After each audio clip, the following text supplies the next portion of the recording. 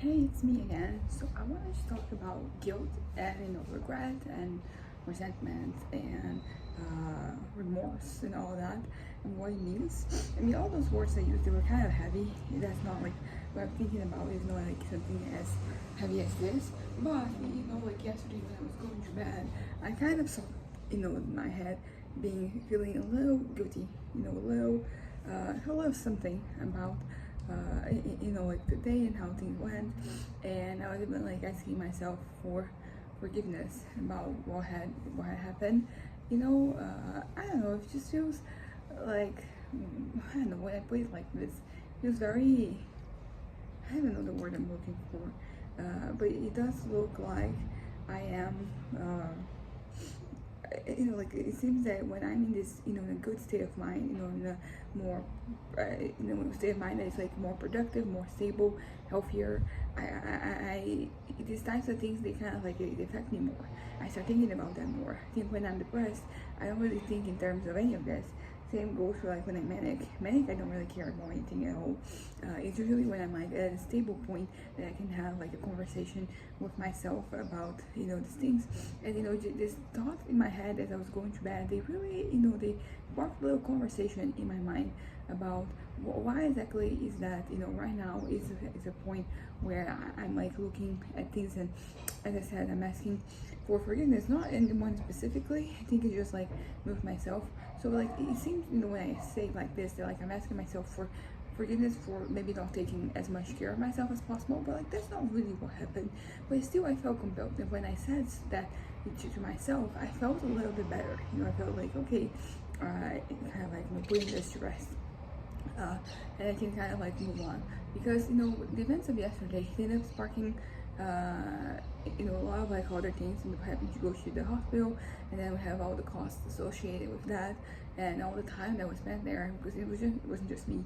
My parents were there with me, so I think there's that. But also, like, usually I'm not a very self-sacrificing person. I have no hints of like any type of martyrdom in me. Like usually I'm pretty, it is what it is. So I am. I am. Uh, I don't know what is escaping me today, but I don't feel like like more. Some people they feel guilty about things that they don't have to feel guilty about. Like they feel bad about things that are not their fault. Of course, if something bad happens to somebody, even if it's not your fault, it makes you bad. But like in terms of feeling like you have some parcel of the responsibility, and that is not really me. I usually don't do that. So I don't think that that's too much what was happening yesterday. I think that it was more of a, it was me with myself.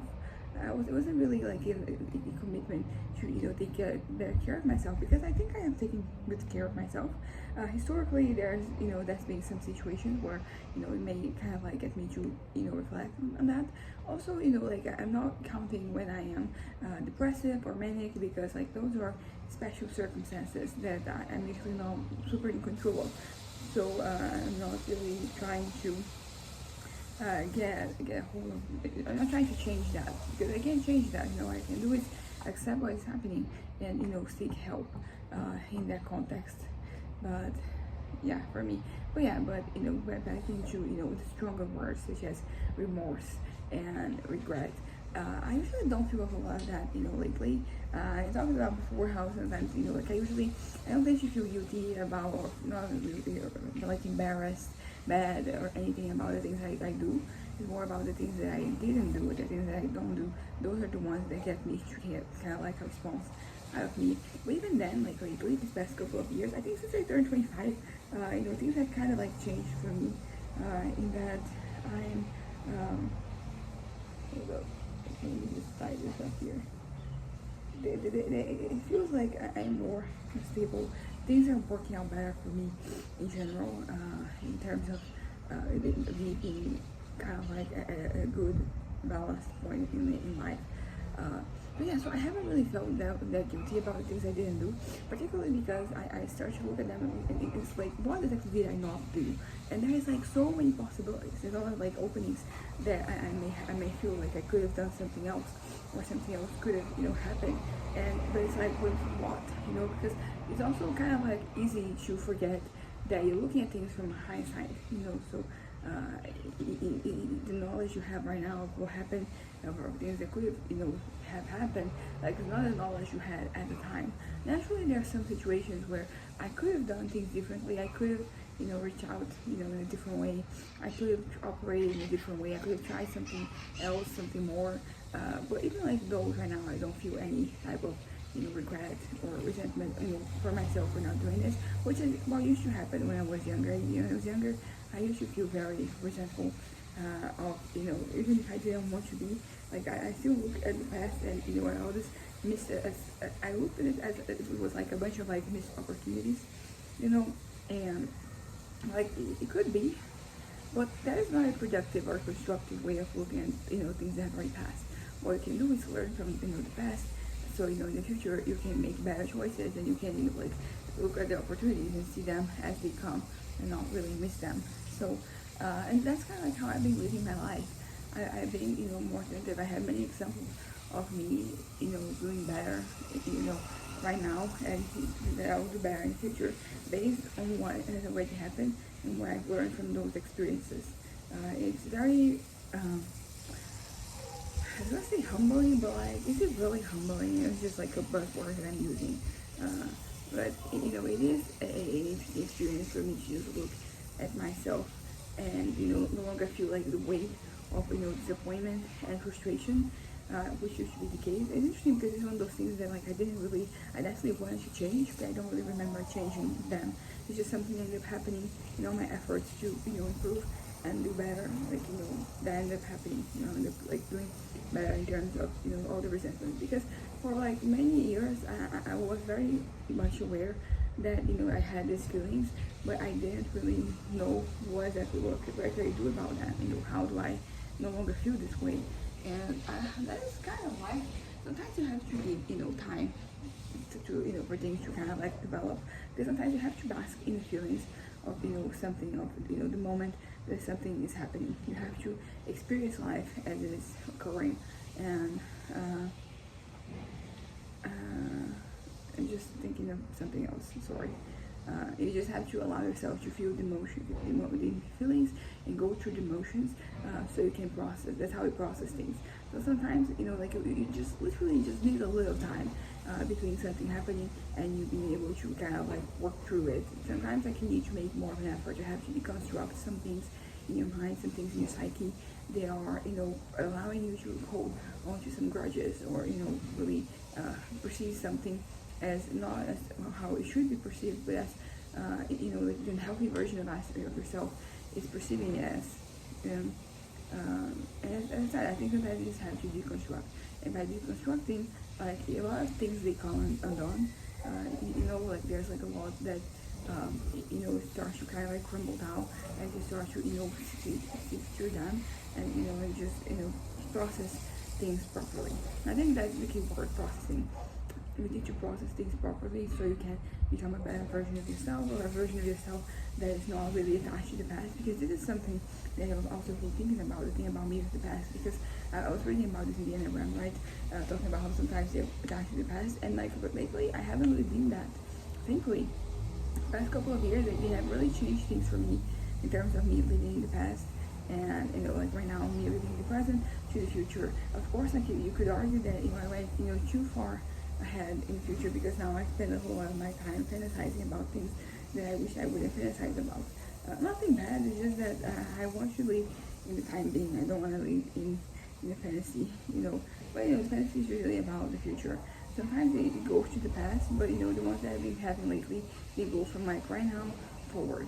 And they feature a lot of things, like they are about a lot of maybe different issues, but they have always, I think, well, the thing that they have in common is that they are, like these versions of myself that I want to be. They're not like the ultimate version of myself, because it's not like this is the one way I can exist. It's just a way that I want to exist that would fulfill my needs, my emotional and my other needs, not just physiological ones. My emotional, intellectual, what else? Personal. Yeah, I don't think those are crossing, but you get what I'm saying. Your needs that you have, they're not physiological. Like you need to, you have all, like maybe to argue that like nothing is ever going to be enough, you know, in the sense that you never really get, you know, like as good as you want or doing as well as you want, and that you're never going to reach the level of competence or that you're dreaming of, particularly because it is a fantasy, so it's not really grounded. It can not be grounded in reality. Sometimes, you know, fantasies, they can be, you know, like realistic, you know, dreams that you have. Sometimes you're just like really out there and pretending to some very wild, out of the box things that are very unlikely to happen. Particularly because like I'm not really making any effort to make them happen, because I ultimately don't really want to go to the effort of doing those things, because uh, everything you do in life, it requires, you know, time and effort. And you know, like as far as like effort goes, I want the final product, but not, you know, like the labor that takes for me to get there, because that's not something that is going to spark me joy, that will bring me joy, you know. And that's kind of like the one shortcoming of all fantasies, is that they don't really take into account the realism of the situation. They don't take into account that like you don't really want to do that, you know, like you don't want to take the steps to make that happen. Also, you know, like when I say take the steps to make something happen, I'm not talking about like the actual fantasy, because as I said, very improbable, very implausible. But it's about something like the fantasy, something gearing towards, you know, that fantasy, like doing that. That is not good. That doesn't really work. It is frustrating, you know, because sometimes like, because you know, fantasy is a fantasy, so like it's going to be delightful, it's going to be pleasant, it's going to be everything that you want and that you need, because it's basically made out of the things that you want and need. So you know, we were kind of like stuck there. So I don't feel guilty about, you know, things, or I don't feel any resentment towards things anymore. But I definitely feel frustrated with how, you know, like how much time I spend doing this. But there are things I can do, you know, for example, writing. Like that is, you know, in my list.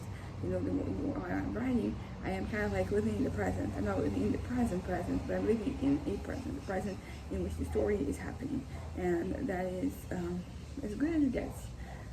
Sometimes, you know, like that is. It's not only as good as it gets. It can be pretty good. And I talked about this before. It can be very fulfilling. It can be very heartwarming. It can offer me the needs that I have. It can meet my needs, that, you know, one way or another. But yeah, but back to, you know, the thing I was talking about, guilt and regret and resentment and all those other similar words. I don't feel like I am. I don't know, like there are things. It's not that I don't regret anything and everything, because there's still some things that I kind of regret. But it's usually things that, like, for example, like something that I eat, you know, like, because I've been struggling with, you know, getting back on my ideal weight lately, and it's been very frustrating for me, because I'm kind of like starting to put, you know, together that like the medication I've been taking the past couple of weeks has been helping me gain weight. I'm taking the medication that my endocrinologist recommended, and you know, unrecommended, prescribed, and you know, I think it is putting like a lot of like stallment, like it's stalling, but you know, it's eventually going to. I'm gonna get all caught up. And honestly, like I know this is going to sound like really bad, but you know, I put on weight before, and it was really bad. Like, and then my doctor probably gonna ask me like, do you want to be healthy and fat, or you know, thin and mentally unstable? And I don't think I will give like the right answer to this question. The answer that, you know, you should give, and that's the only thing that's kind of like right now in my head, because I'm doing super well, but like, you know, I keep going to the scale, and you know, it's just showing me, you know, this increasingly larger number, and then you know, I'm back to wanting to bail on my medication. But yeah, anyways, that's not.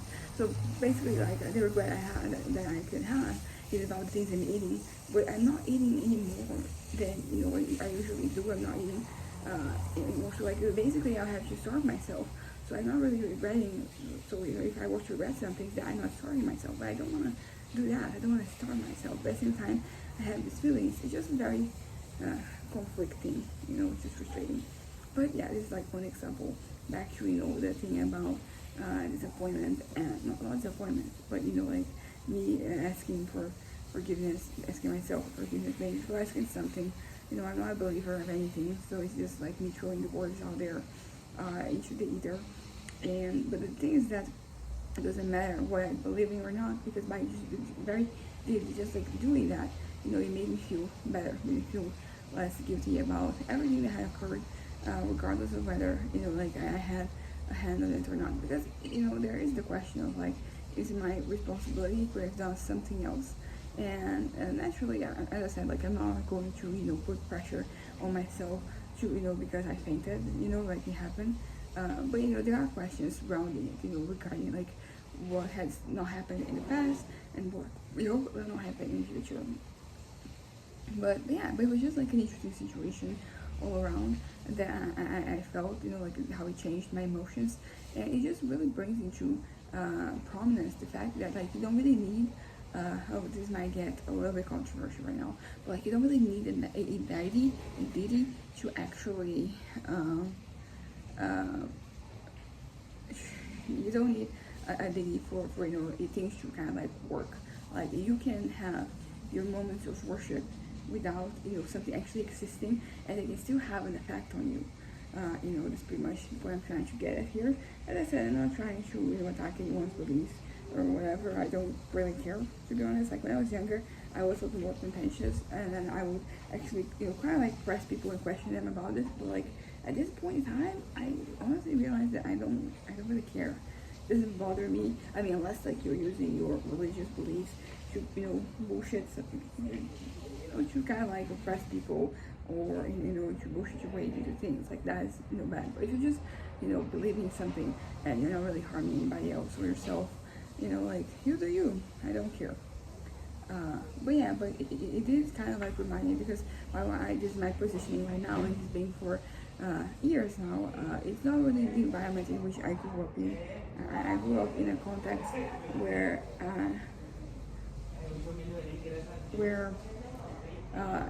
like not only was religion kind of like advice, it was kind of the golden rule. Like it was the norm, the golden norm. It was what you're supposed to like be in.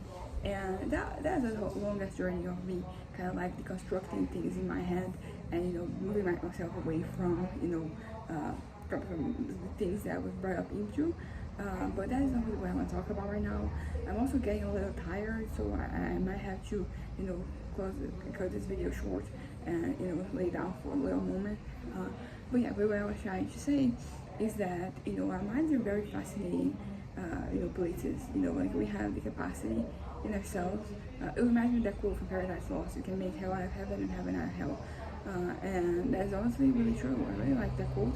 It's not the one I'll be getting tattooed, but it's one that I also really like. And it's also like in the current novel, it's like there. Like in the beginning where I have a quote, it's one of the quotes I'm using. But yeah, what I'm trying to say is that just the belief in something. You could argue that like something, because what does it mean to exist? What does it mean for something to be real?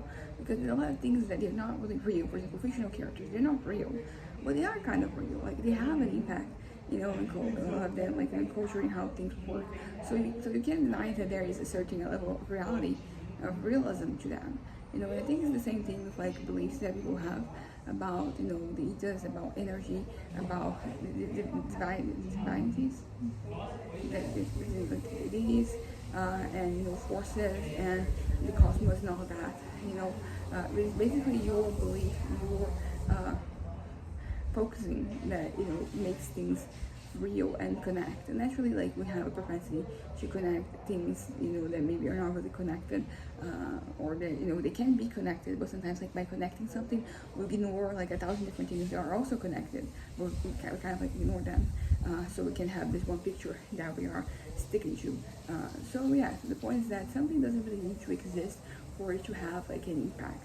I think you're talking about any of like the big gods, like regardless of whether they exist or not, like they have an impact in people and in culture and in the way things have been going on for hundreds and hundreds of years.